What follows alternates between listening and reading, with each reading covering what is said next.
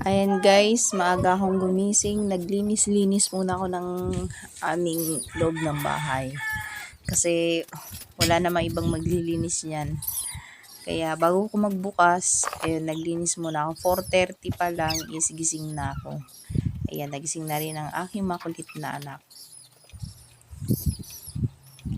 Naglinis muna ako bago magbukas ng tindahan. Kasi pagka nagbukas na ako ng tindahan, ayan, mabibisi na naman ako.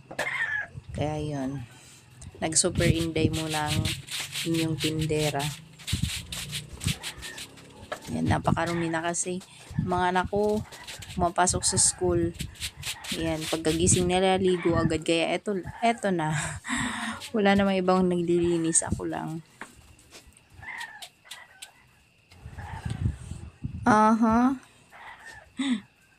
May pa sideline pang naalala. Hello guys, good afternoon. Ay nagbabalik kami ng mga daing. Ubus na kasi. Actually yung mga tuyo naming tamban wala na. Ubus na. Ito lang kasi yung available kanina. Ayan. Hindi ko alam kung ano sa Tagalog nito. Ayan. And kasama ko ang aking makulit na baby shark. Ayan. So ito ang puhunan nito is 175. Tingnan natin kung nakailan tayo. 1, 2, 3, 4, 5, 6, 7, 8, 9, 10, 11, 12, 13, 14, 15, 16, 17. So naka 17 tayong peraso times 20. Times 20. Ayan, 340. Less natin yung 175. So, yung plastic is 10 pesos. So, may kita tayo na 155. So, ayan. I-display mo na.